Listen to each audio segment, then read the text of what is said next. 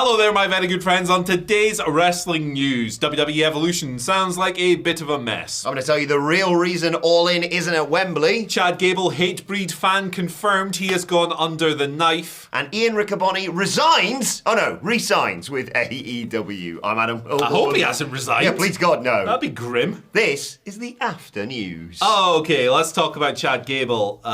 No, that's my second story. Yeah, he can smash his enemies later on. Let's talk about Evolution. The organisation of this show, it's coming up in a week and a half. God, yeah. Flies by.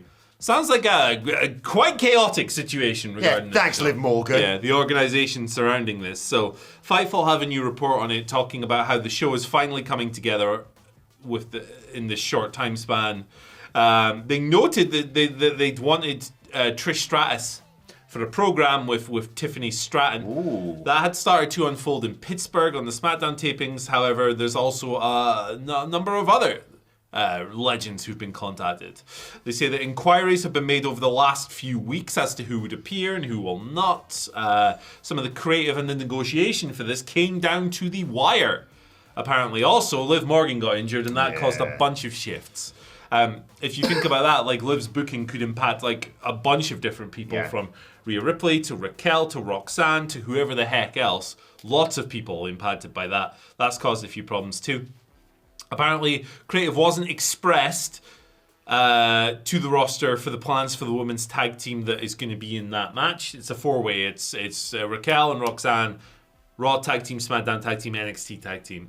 So there's no word on who that's going to be as of yet. And talent, they were also they were not told of the event before the public announcement as well, although many had heard the rumors online. So yeah, this show did come together on quite short notice. It's almost like there's another wrestling show that weekend that they're trying to counter-program somewhat. Very American Bash. Although obviously, Evolution's not head-to-head. It's on Sunday, right? Yes, that's right. They've got Saturday night's main event on the Saturday. God, is that as well? Yeah, they got the NXT show, and then of course there's All In Texas, the AEW show, which was announced about 10 months ago. Yeah. Ring of Honor, I think, is on the Friday night or Saturday afternoon. I'm all over the place. My memory doesn't work. I don't retain information. It's a big week of shows, is what we're saying.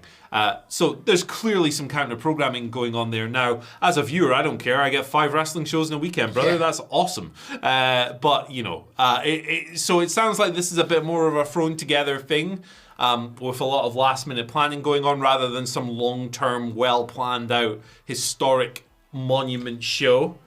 But yeah, bit chaotic, bit of a mess. It does annoy me that if this is the case, right, and it is all sort of a bit last-minute, why don't they do more of the evolutions then? If it is, those things that you can throw together at the last minute, I mean, you can look at the female talent they've had over the last few years.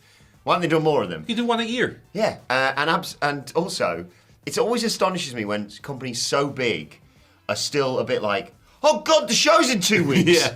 Like, I figured that you would have teams like, right, you work on Night of Champions and you just get a vague idea. Make sure people are free that weekend, basically, and we'll sort that one out nearer the time. Yeah, I was joking, obviously, about the Liv Morgan thing. Get well soon to her. But it has, complicated stuff for Rhea Ripley, what's going on with the Bella twins, etc., etc. It is coming together now. Obviously, we know about Rhea Ripley versus Io Sky for the title. We know about JC Jane versus Jordan Grace, of course, for the NXT title. There's that Women's Battle Royal for congratulations to Stephanie Vacquet, hopefully on winning that one. It's a future championship opportunity. Indeed. That's for in Clash in Paris, I believe. The PLE Clash in Paris. Yes. But yeah, it's one of those things where, I mean, it doesn't really matter because they're so swole with talent in the women's division. You could just go, you and you, right? Find a reason to fight each other. The Tiffany one, like it's relatively straightforward. I sense it's probably going to be like a 6-match card. Probably with the way Triple H books these things. And then you just go, right, well, we've got SmackDown Women's Champion, Raw Women's Champion, NXT Women's Champion, Battle Royal, Tag, and then maybe one of the mid-card titles, presumably I assume we're getting Becky versus Bayley versus You'd think Lyra. You'd think so. So there you go, we've booked it for you. Congratulations, WWE. That was easy. But yeah, it does astonish me that these things are so last minute. I do hope, like you say, with the sort of Legends thing, that it is easier, isn't it? Like having Trish fight Tiff, for example, requires a bit of planning. Whereas having, and I'm going to keep saying this for our lovely colleague Phil Chambers, Molly Holly pop up, who already works there in the women's battle royal. Yeah, slightly easier than saying, right, you need a justification to be there. But I hope we see loads of talent in there. I mean, it's not going to be time for the Iconics just yet, but we can dream. Yeah. And yeah, there's. They might be. They've returned to TNA recently. No, that's the thing. But I want more fanfare. I don't want them just popping up. Iconic. Oh, don't. Yeah, don't. But yeah, in terms of, I mean, we talked a while back. I know she doesn't wrestle anymore, but maybe there's a chance. Gail Kim, for example, working with WWE and the Dead Man and people like that on the creative team nowadays. But yeah, I'm excited for Evolution, and like I say, I'm just annoyed that this is only the second one they've done in 7 years. Yeah, it's gonna be a good show. Oh, absolutely. So, to me, it does sound like they threw this thing together last minute compared to other pay-per-views. That would line up with literally all of the stuff on that report. So it's so busy that the PLE schedule, disregarding right the whole AEW counter programming thing, right? Yeah. So they've done like Money in the Bank, Night of Champions. They've got all the Saturday Night's Main Event mixed in with all this. Then they've got Evolution. Then like 3 weeks after that, it's SummerSlam. Yes. Then at the end of that month, it's Clash in Paris. It's fairly busy. It's at chaos. The moment. Yeah, it's good. It's good. I mean, I like it. It's good for us. Yeah, as well. it keeps us busy. I love these 4 or 5. Even if it's just a 2-show weekend, I like that. Yeah. Like for years, there was only one mainstream company in town. Now there's 2. It's great. Yeah, and it's better than when WWE used to do fortnightly pay-per-views with no justification whatsoever. Here's the red band. Here's the blue band. Yeah, those were stretched super thin. That was tougher. But hey, show quality is pretty good now. Absolutely. And I like the shorter match card as a reason for... I do. The shows... Here's a hot take. People are going to hate this. I think, for me, watching a WWE show live, which is 3 hours, watching an AEW show live, which is 4 or 5, to me, the WWE show feels longer because of the pacing. Even with the 6 matches, it's like, I don't need 20 minutes between I don't need that. Get to it. Get to it. Watching the next day. Watching it the next day is a high IQ genius play.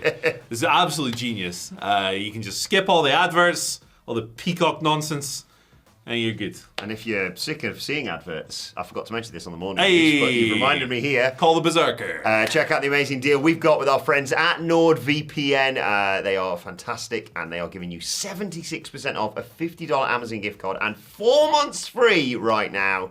If you want to get your hands on that amazing deal, if you're an American viewer who's fed up of adverts when you're watching on Netflix or whatever, or you're a British viewer who wants to see what all the fuss is about this American Netflix, you can do that via NordVPN. As I said, link in the description. Keep you safe, keep your details, all of that hidden behind a nice VPN. Best in the business. Check them out. But we were talking about that big weekend, July 12th. Yes. And of course, All In takes place there, but not at Wembley, as it has done for the past couple of years. Instead, it is going down in Texas.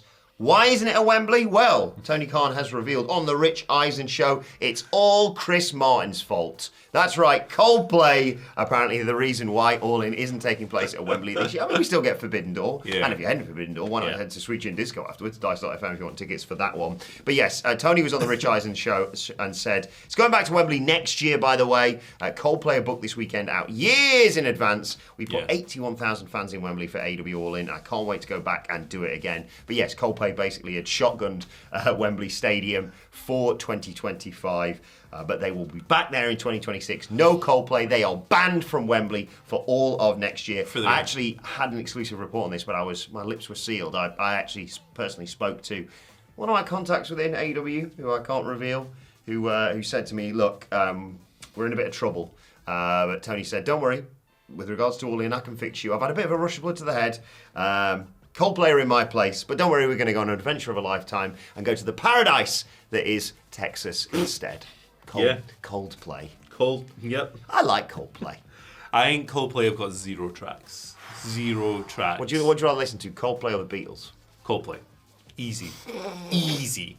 At least Coldplay is like, to me, Coldplay is the 5 out of 10 every time. It's like, I'm not offended by this. It's just a glass of lukewarm tap water. It's fine. Yeah, and they put on a hell of a show. Yeah, I'm sure they do. They've gotten a bit livelier over the years. Remember, he was walking down that beach going, I'm yellow. Cheer up, Chris, mate. Yeah, come on, Chris. Come on. It's all good, man. The Beatles are the visceral hatred. They're offensively bad. They've never contributed. Everyone says anything. it. Yeah, everyone says. You look in the Guinness Book of Records. What is the most destructive band? It's the Beatles. Yeah, it's the Beatles. Glad to hear that it's guaranteed they're coming back here next year. I thought it was a good idea to take a break this year. Obviously, the number went down year over year, but it would because it's only the first time once. They sold out Forbidden Door. I think the ticket prices for that are a bit high. They were, but that'll make that's this. Events are expensive these days. Fun to see it in the O2 though. Yeah, it will. It will. So I think it was a good idea to not burn the concept out and take a year off. Texas rules. I like Texas. Hell yeah. And we get like a mid-afternoon or early evening one for us, isn't it? Doesn't mean anything to me. It's my mum's birthday, but hey. Yeah, I'm on a stag do, so I'll be watching it on the weekend as well. Yeah, I'll watch it when that's finished. But yes. Shut up, Mum. Yeah. Put on all in. Yeah, Chris Statlander just bodied someone over the top rope. Wheeshed. If you're a fan of AEW genuinely and you like the likes of Swerve Strickland, Prince Nana, and Nigel McGuinness, they are going to be at the after party. Join us in the Indigo 2. So if you're at the O2, it's the little venue within the same. Is it still called the Millennium Dome? You don't even have to go anywhere. No, it's awesome. Check it out. It's right there. It's awesome. We have such a good time. Check out all the videos from Sweet Chin Disco socials and get your tickets at dice.fm. Chad Gable has gone under the knife. He's had surgery. He's getting repaired. Damn you, Penta. So that he can come back and beat some asses. He has just posted these pictures seemingly post-surgery. He's in a sling. He's in a hospital bed. He looks... That's when I want someone to take a photo of me. Yeah, me too. He looks sedated. Out of it. Yeah. So he's probably, it's probably post-surgery. Posted these things on his Instagram page. He's been injured he's been out of action since the 23rd of June. They did the arm snap to write him off, but he's dealing with a real issue. I think the reporting line was like 6 months or something like that. Oh no. So yeah, he's going to be gone a while. Two huge losses for the Fed. Yeah, for sure. Liv and Chad. Yeah, absolutely. Good that they used the arm snap as a write-off, right? That should not be a transitional move. No. That should be a move that you reserve for situations like this. So I hope Penta never does it again until someone else needs written off, because it's good stuff. He did it to Braun on Raw and he just shook it off. But okay. Yeah, I completely missed that. What's the point? What is the point? Then it means nothing. Maybe it means more if it's backstage. Because that's where he did it to Chad. There's more. It hurts more when you're not in a ring. Yeah.